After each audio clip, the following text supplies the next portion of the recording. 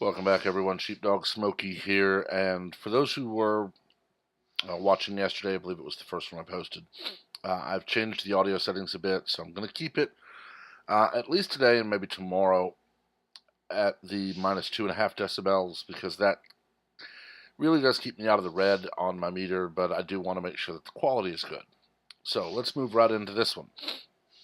Gwyneth Paltrow launches podcast to help men fight toxic masculinity. I really can't stand that term.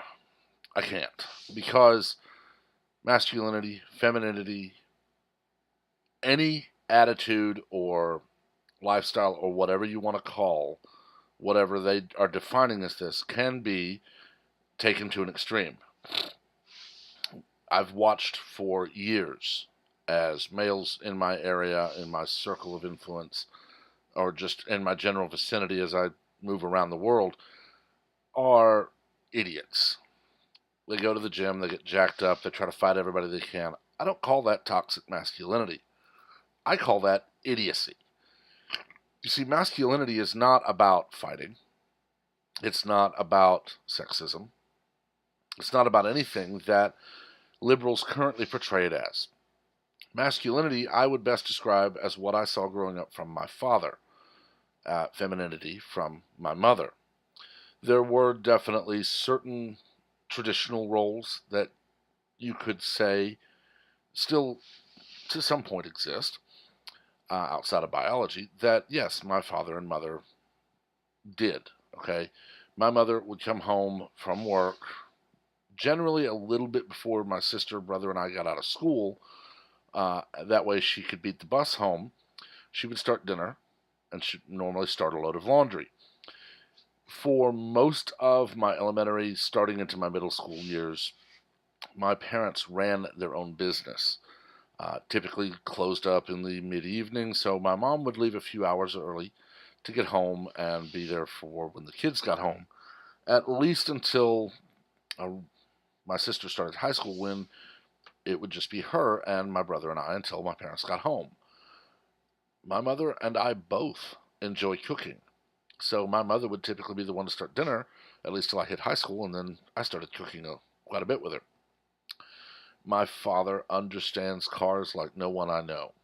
So when there was something with any of the vehicles that we had, be it his, my mother's, eventually my sister's, my dad was the one putting on a jack stand, rolling under on a creeper, digging into the engine. But there were also roles that typically you would say are reversed when you look at it, because my mother absolutely loves being out working on the land. We had acreage. So she would be sitting up on the mower, on the tractor, mowing the acreage. She's crazy. She enjoys it. It's weird. Typically, my dad, and my mom sometimes too as well, but my dad was the one who would iron the clothing that needed to be ironed. Mine, his, my brother's, my mom's, my sister's, whatever.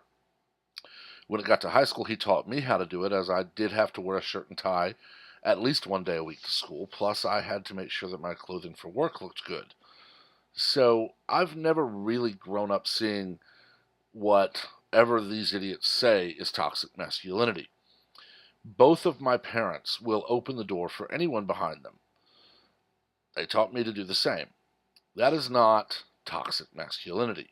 Although, just a couple of years ago, going into a gas station, I held the door open for several people. Now, notice I say several people. There was an elderly couple, there was at least another young man, as well as a couple of young women. The last one, and she was right with the group, it wasn't like I held it specifically for her, she was right with that entire group, gets in my face yelling about how she doesn't need a man to open the door for her. I'll admit I'd had a long, hard day. I was not in the mood to deal with something like this, so I simply nodded, said, okay, and walked in, letting it close behind me. She chose to get in my face again, talking about how rude I was to slam a door in her face. And I, again, was not in the mood to take it. So I stopped her and I said, one, I did not slam the door in your face. I allowed it to close because you told me you don't need me to open it for you. You now have three choices. One, you may apologize to me for yelling at you for yelling. You may apologize to me for yelling at me when I opened it. You may apologize for yelling when I allowed you to open it. Or you may continue ranting about how you want me to do both and prove yourself more of an idiot than you already have. I don't care. I'm leaving. I paid for my purchases. I walked out. I've never seen any of them since. I may have passed them. I didn't recognize any of them. But that, in my mind, is toxic liberalism. Okay, notice not femininity. Because the older lady, the other young ladies, they were fine with it. The men were fine with it. I've had young women open the door for me. I've had older women open the door for me. You see, where I grew up, opening the door for someone, if you get there first and they're not too far away, you hold the door. I have actually been stuck in that, oh my Lord, how long is this line of people situation where I held a door. And all of a sudden, everybody's coming in. And it doesn't matter. It's common courtesy. Now, granted, that's my experience. I've not had the experience of someone completely unrelated to a situation getting in my face, although I have seen these stories that I take with a grain of salt, where a couple is out for a nice romantic date. The young man opens the door for the woman to let her in or out of the car and let her in, and someone goes off. Or the video you see of the young couple standing in a restaurant. He gives her a quick kiss, and this other idiot starts screaming and lying. She's on video saying, they're having sex here, call the police. So he just kissed her again. She eventually throws her food on the floor and demands a refund. And if I remember the video right, eventually had the cops called on her. But if you want to address toxicity, you address the toxicity of the attitude of, you will obey me in everything in your life. You see, masculinity is not toxic in any way. I will agree that yes, when you look at the military, when you look at police forces, when you look at fire departments, overwhelmingly you'll see men. And there's a reason for that. They are very physically demanding jobs. And I've worked as a law enforcement official in a detention facility. I have worked as a firefighter. I was never in the military, but I have friends from high school who did go in. And there are exceptions. I know men who could not do those jobs. And I've worked with women who put me to shame on the physical ability scale of being a firefighter. So yes, there are women who are just as good at that physically, and they choose to be and work at it, and more power to them. But the idea that masculinity, in the sense of me running into a burning building, charging ahead with a Halligan bar in one hand and a hose team behind me to find people and physically lift them and carry them out, that's not toxic masculinity. It's not femininity. It's not anything. It's the job I chose to be trained to do. It is what I chose to do as a service to my community. We see the photos from Hurricane Harvey. We see the photos from many different natural disasters, where you'll see, I believe it was Hurricane Harvey, the gentleman carrying a woman who had her very small child cradled to her. And of course the caption was, is this the toxic masculinity we should be worried about? And of course that was tongue-in-cheek. But Paltrow needs to accept the simple fact that masculinity is not toxic. Okay, it is just common courtesy in 99% of things. Yes, I will admit, and I don't care who it is, if I see someone physically assaulting someone else, I'm going to step in and I'm going to stop the assault. That is not toxic masculinity.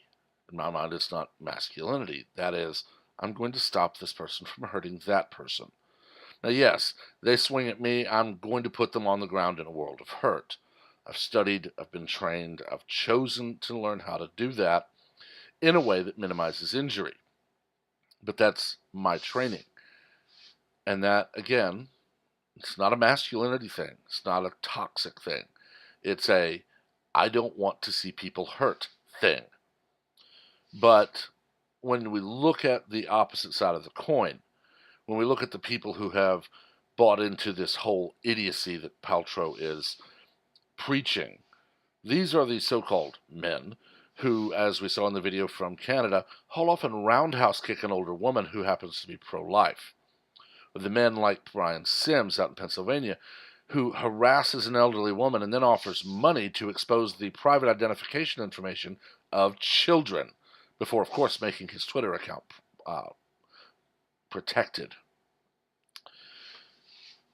The last thing I do want to look at this, I do want to talk about, is the fact that, and granted, this is not CNN or MSNBC or even Fox in their reporting, but what most people, when you hear about Paltrow starting this new podcast, their original podcast was sued for bad dieting advice that dietitians and nutritionists said was actually very dangerous, or selling things that they claimed would do things they don't.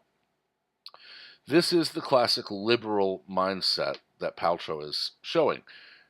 I'm going to launch this. I'm going to give everybody that in my little bitty circle of influence exactly what they want, and I'll make money off of it. I've talked about it before, and I will talk about it again. I'm not going to boycott Paltrow because I don't watch her crap, especially now with the Endgame over. I doubt we'll see much of her in the MCU, unless they do bring Rescue on as a character, but that's a whole other story for a whole other time. I don't buy the product she's selling. But when you look at another issue like this, for example, Netflix is threatening to boycott the state of Georgia because the state of Georgia's legislature listened to their voters and passed a heartbeat bill. And I will very clearly say it here, as I did on Twitter earlier today. If Netflix chooses to say we side with abortion, my money will stay in my pocket instead of going to them. I can quite happily miss out on everything they show. They're about to lose Marvel anyway to Disney's new streaming service. But this is the best way to address when you have people who actively push an agenda you don't agree with. Don't patronize them with your money. Now, of course, Paltrow is launching this podcast. I don't know if it's paid or not. I don't care. I'm not going to even look into it. But some podcasts are not paid. They use advertisements. Now, in my case, she's not going to get any money because I'm not going to hear those ads. I won't know who her advertisers are. But in other cases, maybe those advertisers need to be told, like a lot of people did with Laura Ingraham and Sean Hannity and Tucker, where those pulling their ads were told, fine, I'll find somewhere else to go. And those not were told, you've kept a customer. It's called capitalism. Vote with your wallet. And by voting with your wallet, you basically vote on the legitimacy and the viability and the value of this kind of thing. But I've talked long enough. Let me know what you think in the comments. Just as always, keep them civil. We don't learn from argument. We learn from debate. As always, please remember as well to like and share this video and to subscribe and turn on notifications so that you're among the first to know of all new content as it is posted. Until next time, everyone, have a wonderful day.